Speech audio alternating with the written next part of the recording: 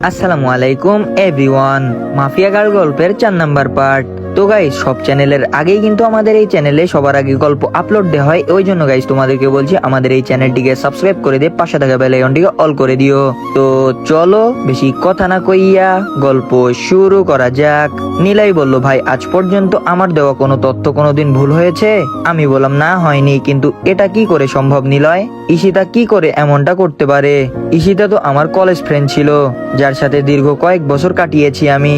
College life পুরোটাই তার সাথে কেটেছে আমার, কিন্তু সে পরবর্তীতে এমন ভয়ঙ্কর রূপ নিল কেন? আমার তো নিজের চোখকেই বিশ্বাস করাতে অবাক লাগছে। না, হয়তো কোনো ভুল হচ্ছে নিলয় তোর। নিলয় বলল, ভাই আমি 100% শিওরিটি দিয়ে বলতে পারবো এই মেয়েই মাফিয়া গার্ল, আর আমি পুরোপুরি শিওর হয়ে আপনাকে বলেছি। আমি বললাম, ঈশিতা এমন করতে পারে শুনে মাথাটা পুরো গোলক ধাঁধার মতন ঘুরপাক খাচ্ছে। নিলয় বলল, ভাই আপনার হয়তো বিশ্বাস হচ্ছে না, কারণ সে আপনার সাথে দীর্ঘ কয়েক বছর কাটিয়েছে, কিন্তু সত্যি এটাই যে সে মাফিয়া গার্ল। আমি বললাম, ঠিক আছে, ঈশিতাই যদি মাফিয়া গার্ল হয় তাহলে তার 12টা বাজাচ্ছি আমি।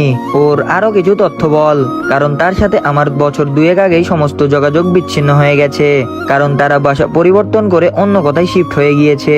এরপর আর কখনো যোগাযোগ হয়নি। নিলয় বলল, ভাই এরপর আর কোনো তথ্যই আমি পাইনি, কারণ এই মেয়ে সব জায়গা থেকে তার ইনফরমেশন সরিয়ে নিয়েছে। তার থেকেও ভয়ঙ্কর একটা কাণ্ড করেছে সে। আমি বললাম, কি করেছে? নিলয় বলল, ভাই এই মেয়ে প্লাস্টিক সার্জারি করে তার আগের চেহারা পরিবর্তন করে ফেলেছে। এই মেয়েকে এখন খুঁজে বের করা ইম্পসিবল আমার মতে, তবে আপনার দ্বারা হয়তো সেটা কষ্টের হবে না। কিন্তু ভাই মেয়ের মাথা ভয়ঙ্কর চাকুর মতন চলাচল করে। গতকাল আপনি ফোন দেওয়ার পর আমি কম হলেও 50টার ওপরে ছেলে লাগিয়েছি এই মাফিয়া গার্লের খোঁজ বের করার জন্য, কিন্তু অবশেষে সবাই খালি হাতে ফিরেছে। কিন্তু একজন খালি তার কিছু ছবি কালেক্ট করেছে, তবে বর্তমান সময়ে সে দেখতে কেমন তার কোনো ছিঁড়াফোঁটা বা চিহ্ন খুঁজে পাইনি। আর হ্যাঁ ভাই, একটা কথা, এই মেয়ের নামের মতন তার কাজকর্মগুলোও বেশ ভয়ঙ্কর, কারণ তার ইন্টারনেট ডাটাবেস আমি হ্যাক করে তথ্য বের করতে চেয়েছিলাম, কিন্তু কোনো মতেই সেটা পসিবল হয় নাই। এই মেয়ে হ্যাকিং এরও মাস্টার। আমি নিলয়ের মুখ থেকে ঈশিতার এইরূপ কর্মকাণ্ডের কথা শুনে এবার আমার জায়গায় স্থির হয়ে থাকতে পারলাম না। নিলয় কি বললো ঈশিতা সম্পর্কে এগুলা?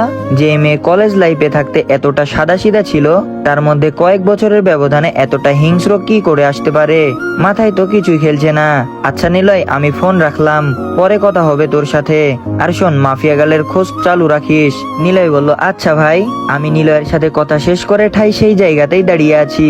আমার যেন নিজের কানকেই এখনো বিশ্বাস করাতে পারছি না যে ঈশিতাই বর্তমান সব জগতের চাইতে খতরনাক মাফিয়া, যার ভয়ে বড় বড় নেতারা এখন আতঙ্কে আছে। 8 ঘন্টা নাগাদ একই জায়গায় দাঁড়িয়ে আছি। ঝটকাটা মারাত্মক লেভেলের ছিল, তাই হয়তো এখনো ঘোর কেটে উঠতে পারি নাই। অনেকটা সময় পর সেন্স ফিরে এলো। না, এখন আমার উতলা হলে চলবে না, আমাকে ঠান্ডা মাথায় কাজ নিতে হবে। এখন আগে নিজেকে শান্ত করি, পরে মাফিয়া গার্লকে নিয়ে ভাবা যাবে। ফ্রেশ হতে চলে গেলাম। একটু পর ফ্রেশ হয়ে বের হয়ে এসে নাস্তা করে কলেজের উদ্দেশ্যে রওনা হলাম। আজও শামীম কলেজে আসেনি। হারামিটার কি যে হলো কে জানে। মাফিয়া গালের টেনশনে শামীমকে আর ফোন দেওয়া হয়নি। এদিকে রামিসাকেও দেখছি না। ধুর, না আসলে না আসুক, একসাথে এত টেনশন মাথায় বয়ে নিয়ে বেড়াতে পারবো না। আমি ক্লাসে চলে যাই। ক্লাসে চলে গেলাম। সেখানে গিয়ে দেখি রামিসা আগ থেকেই ক্লাসে এসে বসে আছে। আমি গিয়ে তার পাশের সিটে বসে পড়লাম। রামিসা বলল, রাকিব কি হয়েছে? তোমাকে এত চিন্তিত দেখাচ্ছ কেন? কিছু হয়েছে কি? আমি বললাম, না তেমন কিছু না। রামিসা বলল, তেমন কিছু না বললে তো আর সব সমাধান হবে না। তোমার চেহারায় স্পষ্ট ফুটে উঠেছে যে তুমি কিছু একটা নিয়ে বেশ চিন্তিত। কি হয়েছে বলো আমায়, নাকি আমার বিষয়টা নিয়ে টেনশন করছো? আমি তো বললামই ভেবে দেখবো, তাও এত কিসের চিন্তা? হ্যাঁ, আমি বললাম, আরে না রামিসা, সেসব কিছুই না। আমি এমনি বাসার ব্যাপার নিয়ে কিছুটা ঝামেলায় আছি, তাছাড়া কিছুই না। রামিসা বলল, আরে তুমি টেনশন করিও না, সব ঠিক হয়ে যাবে।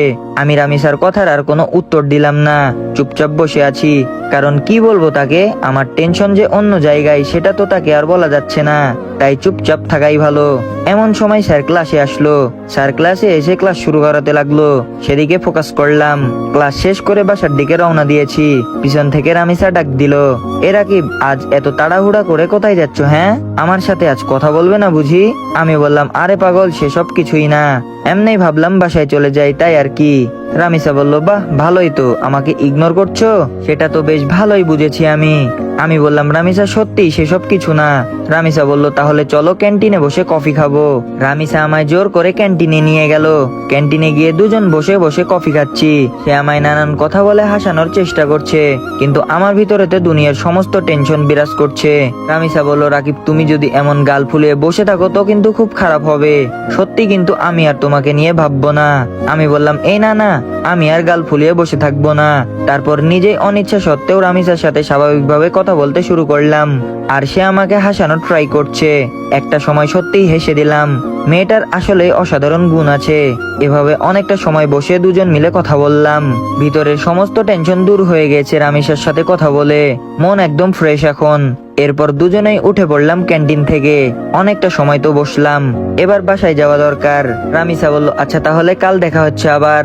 আমি বললাম, হ্যাঁ। রামিসার সাথে কথা শেষ করে বাসার দিকে রওনা হলাম। অনেকটা শান্ত আছি এখন। না, এখন আর নিজেকে উত্তেজিত করা যাবে না, একদম শান্তভাবে কাজ বের করব এখন।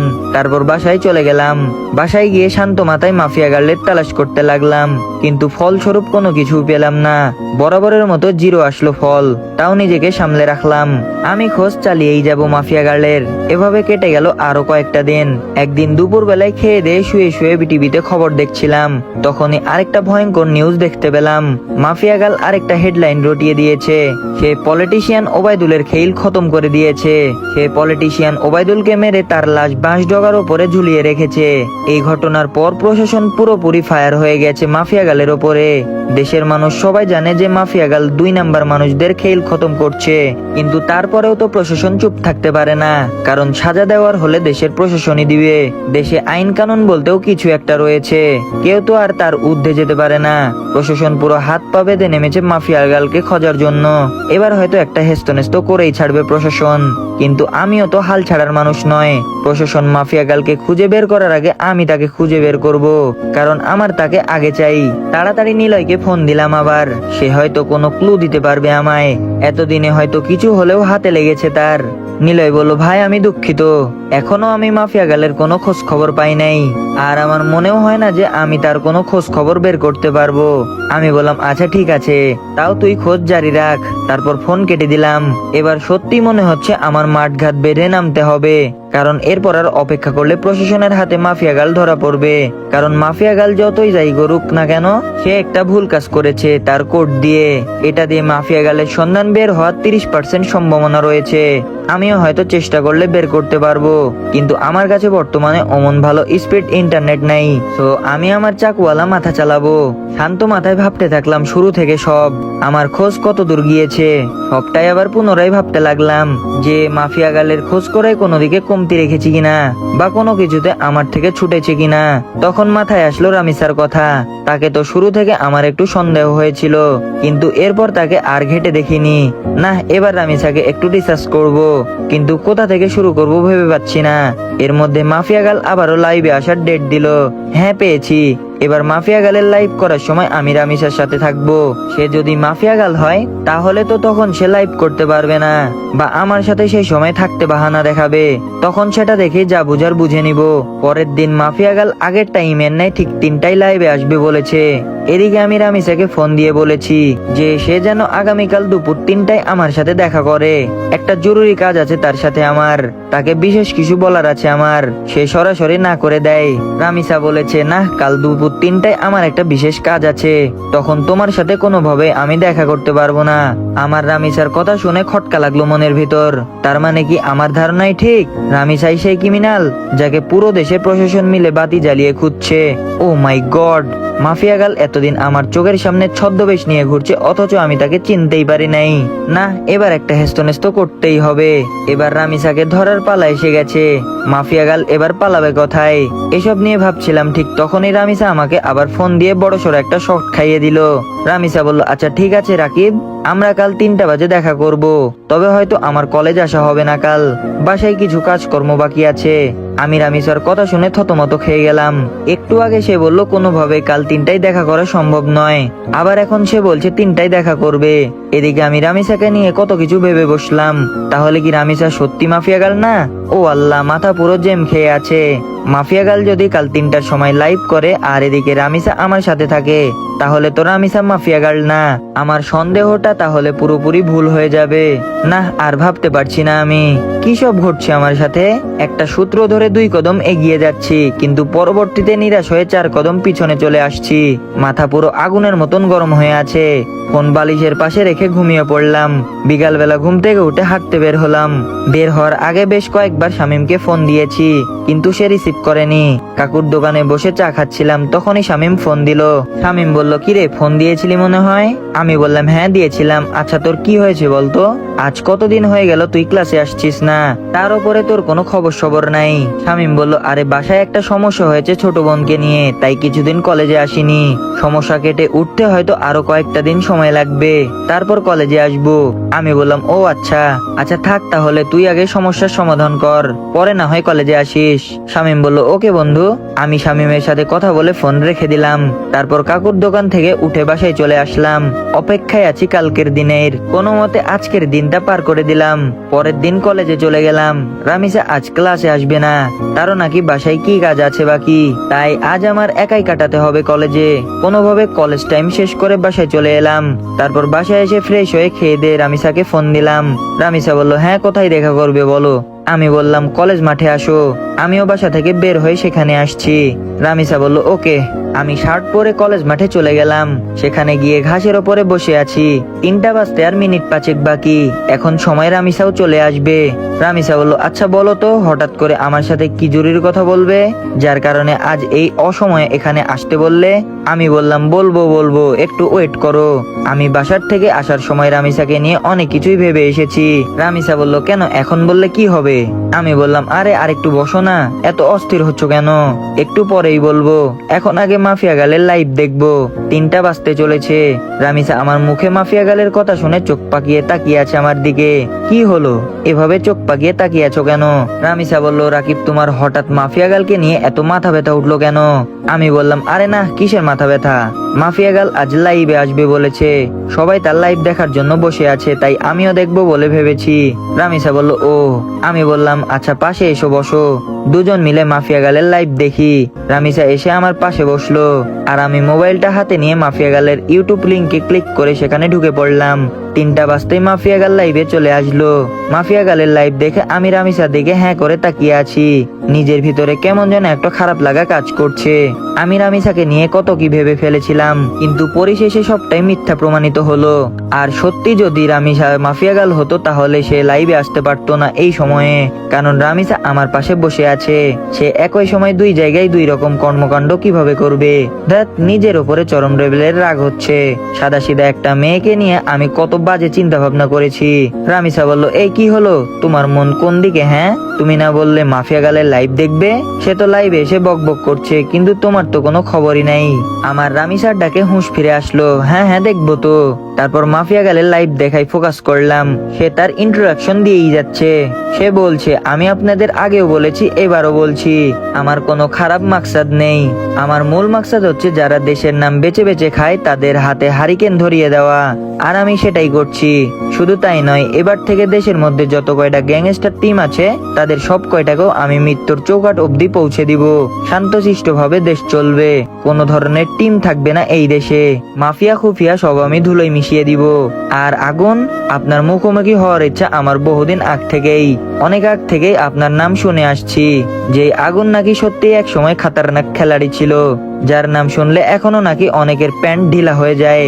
আমি চাই আপনার মুখোমুখি হতে, আমি চাই মানুষরূপী আগুনটাকে নিজের চোখে দেখতে। তো আপনি আমার মনের খায়েশাতটা পূর্ণ করে দিন। না হয় আমার যদি আপনাকে খুঁজে বের করতে হয়, সেদিন কিন্তু বাঘে সিংহের লড়াই হয়ে যাবে। সেদিন কিন্তু নিজের ক্রোধকে দমিয়ে রাখতে পারবো না। সেদিন নির্ঘাত আপনি আমার হাতে মারা পড়বেন। এটা কোনো হুমকি না, তবে হুমকির চাইতেও কম না। আপনি হতে পারেন এক সময়ের সর্বসেরা খেলাড়ি, কিন্তু মাথায় রাখবেন বর্তমান সময়ের নাম করা মাফিয়া গার্ল আমি। সো ভালোই ভালোই আপনার দর্শন করিয়ে দিন আমায়। এবারের মতো লাইভ সমাপ্ত করলাম। তারপর মাফিয়া গার্ল লাইভ কেটে দিয়ে চলে গেল। কিন্তু আমার মাথায় তো পুরো দাউ দাউ করে আগুন জ্বলতে শুরু করলো মাফিয়া গালের কথা শুনে। সত্যি এখন যদি মাফিয়া গালকে চোখের সামনে পেতাম তাহলে হয়তো তার মুন্ডটা আলাদা করে ফেলতাম। রাগে নাক কান দিয়ে দোয়া বের হচ্ছে। রামিসা বলল, এ রাকিব কি হলো তোমার? তোমার চেহারার 12টা বেজে আছে কেন? আমি বললাম, আরে না তেমন কিছু না। রামিসা বলল, আচ্ছা ঠিক আছে, কিন্তু প্লিজ আমায় কি জরুরি কথা বলতে ডেকেছো সেটা বলো প্লিজ, আমার তাড়াতাড়ি বাসায় যেতে হবে। আমি রামিসার কথা শুনে বিপাকে পড়ে গেলাম। আল্লাহ, এখন রামিসাকে কি বলবো আমি? কারণ তাকে তো পরীক্ষা করার জন্য ডেকেছিলাম, কিন্তু সে তো পরীক্ষায় পাশ করেছে আর আমার ধারণা মিথ্যা প্রমাণিত হয়েছে। রামিসা বলল, কি হলো, কথা বলছো না যে? আমি বললাম, আসলে রামিসা তোমায় ডেকেছিলাম কেন জানি বলে মাথায় চুলকাতে শুরু করলাম। রামিসা বলল, হ্যাঁ কেন বলো।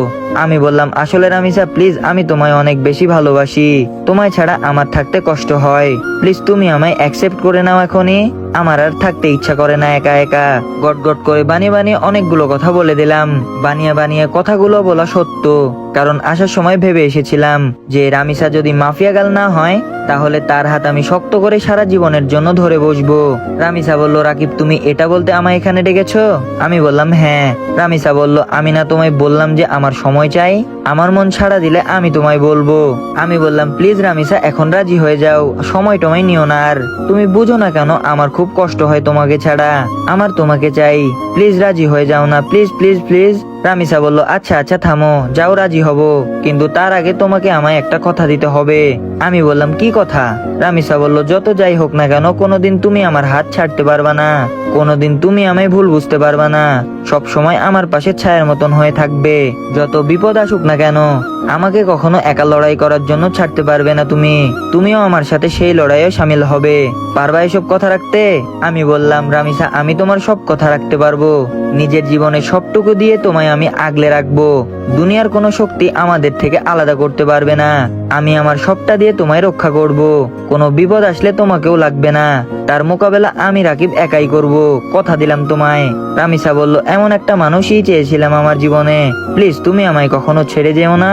আমি বললাম, না কলিজা ছেড়ে যাব না, বলে রামিসাকে নিজের বুকে টেনে নিলাম। রামিসা বলল, আরেকটা কথা, প্লিজ রাকিব তুমি আমার জীবনের সমস্ত অন্ধকার দূর করে দিয়ে আলোয় ভরিয়ে দিও। আমি বললাম, হ্যাঁ কলিজা, সব অন্ধকার দূর করে দিয়ে তোমার জীবন আলোয় ভরিয়ে দিব আমি। রামিসা আর কোনো কথা বলল না, সে আমার বুকে চুপচাপ পড়ে আছে। অনেকটা সময় দুজন এভাবে ঘাসের ওপরে বসেছিলাম আমরা, তারপর সেখান থেকে উঠে গেলাম। রামিসা বলল, রাকিব আমার তাড়াতাড়ি বাসায় যেতে হবে। আমি বললাম, আচ্ছা চলো তোমায় আমি ছেড়ে দিয়ে আসি। রামিসা বলল, না লাগবে না, তুমি বাসায় চলে যাও, আমি একা একা যেতে পারবো। আমি বললাম, আচ্ছা ঠিক আছে। তারপর রামিসাকে গাড়িতে তুলে দিয়ে আমি বাসায় চলে এলাম। খুব খুশি লাগছে আজকে। বাসায় এসে হাত মুখ ধুয়ে কিছু খেয়ে নিলাম, তারপর ফোনটা হাতে নিয়ে শুয়ে শুয়ে ফেসবুকিং করছি। তখনই হঠাৎ লক্ষ্য করলাম কেউ একজন আমার ফেসবুক অ্যাকাউন্ট হ্যাক করার চেষ্টা করেছে। আমি শিওর যে এটা মাফিয়া গালের কাজ। মেজাজটা আবারও বিগড়ে গেল। এই মাফিয়া গালকে পেলে যে আমি কি করব তা আল্লাহ ভালো জানে, কিন্তু দুঃখের বিষয় তাকে তো আমি ধরতেই পাচ্ছি না। তখনই একটা বুদ্ধি মাথায় আসলো, সাথে সাথে ফেসবুক থেকে সমস্ত সিকিউরিটি হটিয়ে ফেললাম আমার। এবার আমি মন থেকেই চাইছি যে মাফিয়া গাল আমার আইডি হ্যাক করুক, কারণ গতবার যখন মাফিয়া গাল আমার আইডি হ্যাক করে তখন তার থেকে আমি আইডি উদ্ধার করার সময় একটা জিনিস লক্ষ্য করেছিলাম, যে লগইন এন্ড সিকিউরিটিতে ব্রাউজারে লোকেশনে একবার এক এক জায়গায় দেখাচ্ছিল, কতক্ষণ ফিনল্যান্ড, আবার কতক্ষণ সুইজারল্যান্ড, আবার কতক্ষণ ফিলিস্তিন, মোট কথা সেকেন্ডে 2বার তার লোকেশন পরিবর্তন হচ্ছিল। কিন্তু তখন আমি একটা বোকামো করেছিলাম, আমি চাইলে তখনই তার লোকেশন বের করতে পারতাম, কারণ যে ভিপিএন দিয়ে সে লোকেশন পরিবর্তন করেছে সেটা এক সময় গিয়ে তার অরিজিনাল লোকেশন দেখায়, আর সে যেহেতু বাংলাদেশের সেখানে একবার হলেও বাংলাদেশের লোকেশন দেখাবে। হ্যাঁ, এবার এই সুযোগেই কাজে লাগাবো আমি। সে আমার আইডি হ্যাক করে যখনই আইডিতে প্রবেশ করবে তখন তার লোকেশন আমি বের করে ফেলবো, তাই আইডির একটু সিকিউরিটি কমিয়ে দিলাম, কিন্তু এতটাও কমাইনি যে সে পুরোপুরি আমার অ্যাকাউন্ট তার আয়ত্তে করে নিবে। সিকিউরিটি কমিয়ে মাফিয়া গার্ডের জন্য অপেক্ষা করতে লাগলাম, কিন্তু সে এবার আমার আইডি হ্যাক করলো না। রাত 12টা পর্যন্ত অপেক্ষা করলাম, কিন্তু সে আমার আইডির দিকে ফিরেও তাকায়নি, কিন্তু আমি শিওর যে সে রাতে আমার আইডি হ্যাক করার ট্রাই করবে। ওকে বাচাদন, তুমি রাতে ট্রাই করিও, আমি সকালবেলা এসে খেলা দেখাবো। এখন ঘুমাতে চললাম, তারপর মোবাইল বালিশের পাশে রেখে ঘুমিয়ে পড়লাম। সকালবেলা ঘুম থেকে উঠে মোবাইল হাতে নিয়ে দেখি মাফিয়া গাল আমার আইডি হ্যাক করে নিয়েছে। এবার পালাবি কোথায় মাফিয়া গাল তুই? এবার খেলা দেখাবো তোকে। অনেক কষ্টের বিনিময়ে মাছ জালে আটকা পড়েছে, এবার আর ছাড়াছাড়ি নাই।